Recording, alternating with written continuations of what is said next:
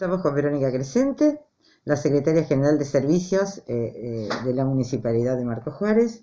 Vero, ¿cuáles son las últimas novedades con respecto a todo lo relacionado con el COVID-19, que parece que es el único tema que nos queda en este momento? Sí, la verdad es que como que ha copado nuestra agenda, ¿no? El COVID-19. Y la verdad que uno intenta también de a poquito empezar a incorporar la normalidad en todas las temáticas que tiene que atender la municipalidad. De hecho, bueno, hay servicios que desde el primer momento se cumplieron, sobre todo los servicios urbanísticos, todo lo que es recolección de residuos, bueno, limpieza de espacios verdes.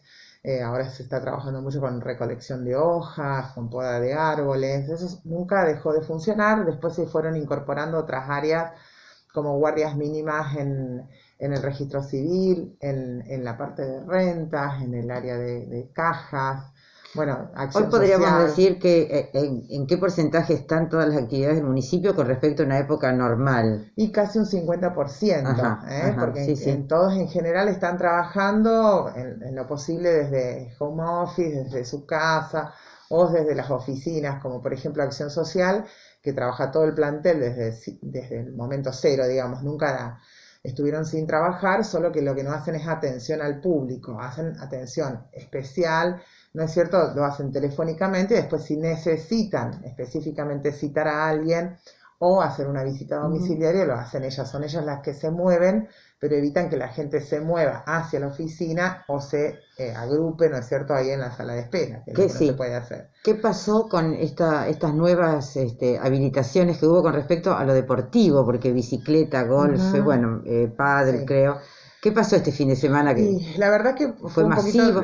Fue un poquito desprolijo un poco la notificación de esto, ¿no es cierto? Porque primero fue un horario, después ese horario se cambió cuando ya estaban hechos los decretos de adhesión, variaba de acuerdo si eras una ciudad de más de 50.000, menos 50.000, menos de 10.000, si eras del interior, si eras zona blanca. La verdad es que eso no solamente nos confunde a quienes estamos trabajando, sino que confunde mucho a la gente. ¿Por qué? La gente se guía por lo que escucha del pueblo vecino o de algún conocido que le cuenta que vive en otro lugar y ellos están pudiendo a lo mejor hacer tal cosa, ni hablar otra provincia. Y algunos medios también dan la información. Sí, sí, ni porque hablar. El COE por ahí informa a los medios antes que a los municipios. Así sí. En realidad yo creo que son, digamos, más la parte de la esfera política la que informa a los medios y los COE, que son más técnicos, después hacen las bajadas a los municipios. Lo que pasa es que todo eso lleva, digamos, de lo que es un anuncio periodístico a lo que es un protocolo establecido, formalmente notificado, más el decreto reglamentario, digamos, de adhesión. A veces pasan más de 48 horas, Marisa. Y en ese interín la gente se desespera, llama, pregunta. O sea, estaban haciendo el anuncio en Córdoba y ya estaban acá reunidos las comisiones de golf para ver cómo iban a salir a jugar al día después. Claro. Y entonces, bueno. ¿Y cómo fue eso? ¿Cómo se...? Bueno, ellos se habían organizado... En general, bicicleta, general, caminatas. Sí, en general se habían organizado con el horario que les habíamos establecido, que era hasta las 13.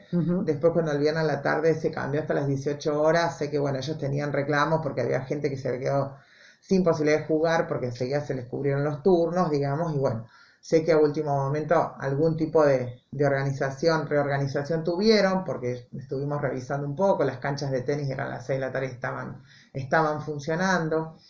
En realidad yo creo que lo que más cuesta es sobre todo lo que es el esparcimiento. Las actividades deportivas medianamente han cumplido los protocolos.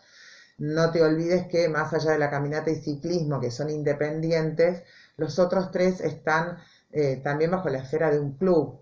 Nosotros nos reunimos con los presidentes de los dos clubes que tienen estas prácticas deportivas, les explicamos que eran corresponsables también del cumplimiento de los protocolos. Claro, es más el problema, la gente sale a caminar o en bici sola, sin ninguna institución que le esté cubriendo. Y el fin de semana, que bueno, a mí sigue preocupándome esta cuestión del picnic en el parque o en el lago. ¿Sigue produciéndose? Sí, sigue produciéndose. O había 2 o 3 familias sentadas en una mesa, sin barbijos, 4, 5, 6, hasta 7 personas contamos.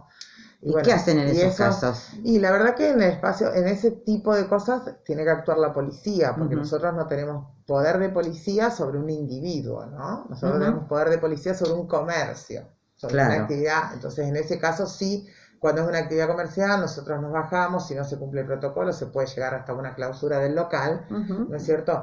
Pero no lo podemos hacer con un individuo. Entonces, bueno, ahí necesitamos un poquito más la presencia de la policía, haciendo un poco de, ¿no es cierto?, de monitoreo en la ciudad y viendo. O sea, hemos visto gente en el CAM, no por el CAM, porque no es responsable del club, vi que hasta rompieron un tejido y entran en la esquina y juegan a las bochas, y había más de 10 personas reunidas. Claro, pero y con respecto a la gente que viene de otras zonas, está viniendo mucha gente, incluso del exterior, porque hay marcojuarenses también en el exterior. Sí, hay muchos, están viniendo muchos, y creo que todavía falta bastante por entrar a Marcos Juárez. ¿Y qué hacen en esos casos? Para dejar tranquila a la gente. Por supuesto, es uno de los protocolos que de la manera más estricta se cumple. Primero porque nosotros tenemos una notificación formal de aduana donde nos notifica que tal persona ingresa tal día. Después que la gente en general es muy responsable en ese sentido y se comunica antes de que ingrese algún familiar, ¿no es cierto?, para ver cuáles son los pasos a seguir, cómo se tiene que organizar en su casa. Nosotros tenemos un protocolo de cómo se debe cumplir el aislamiento, corroboramos que en el domicilio realmente se pueda hacer ese aislamiento como se pide, ¿no es cierto? Tuvimos muy pocos casos de gente que vino del exterior que no pudo hacer el aislamiento en su domicilio, pero todos con muy buena voluntad. En algunos casos se le autorizó hacerlo en un hotel aquí en Marcos Juárez. En otro caso consiguieron que le prestaran un departamento que estaba solo, ¿no es cierto? Y en otros casos de algún familiar, ¿no es cierto?, que ha tenido las comodidades en su casa para poder tenerlo de manera aislada del resto de la familia.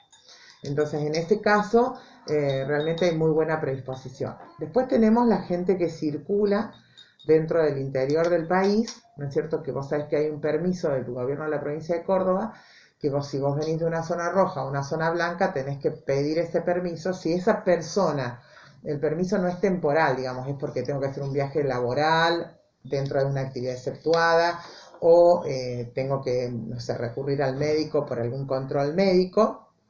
Si la persona se viene a instalar porque estaba varada en una zona roja, o bien por otras circunstancias, porque a lo mejor tiene 2 viviendas, o no sé, tiene una casa de fin de semana, lo que fuere, y tiene domicilio también en Marcos Juárez, quiere regresar y ya se queda instalado en Marcos Juárez, ahí tiene que hacer cuarentena si viene de una zona roja. Y también tiene que tener en el día 14, ¿no es cierto?, un hisopado para dar de alta a esa cuarentena, ¿no es cierto? Se hace un monitoreo durante los 14 días, a ver si esa persona no presenta síntomas, y se da de alta finalmente con un resultado negativo, ¿no es cierto?, del análisis. ¿Cuántos hisopados están haciendo, más o menos? Y, por ejemplo, hoy, día lunes, tenemos 7 personas para hisopar. ¿No es cierto? De estas personas que vinieron tanto desde zonas del país o del exterior. Que están cumpliendo. O el hisopado número, el que viene del exterior tiene que hacer al ingreso y después a los 14 días cuando termina la cuarentena.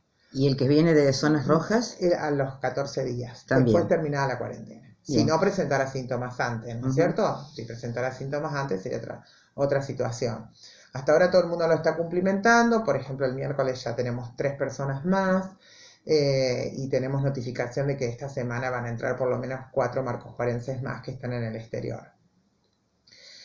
Son los casos, a ver, no que menos nos preocupan en términos de riesgo epidemiológico, porque sabemos que vienen de zonas afectadas y bueno, puede aparecer, como apareció un caso en, no sé, Arroyo Cabral o General Cabrera, uno de estos pueblos aquí en el departamento de San Martín, ¿no es cierto?, que dio un caso positivo, pero al estar absolutamente aislado, porque esa persona viene con un permiso, lo tomamos en el ingreso de Marcos Juárez, policía o la ambulancia lo lleva hasta el hospital a hacer el hisopado. O sea, no tiene contacto con nadie. No tiene contacto con nadie, nosotros verificamos que realmente esté aislado, y después, por ejemplo, en el caso del monitoreo que se le hace hoy con el hisopado, va a la ambulancia municipal, con la ambulancia se lo lleva, no hay contacto ni siquiera con un remis, ni contamina un vehículo, nada, y tenemos los resultados dentro de las 24 horas. Muy bien, gracias, Vero. No, gracias.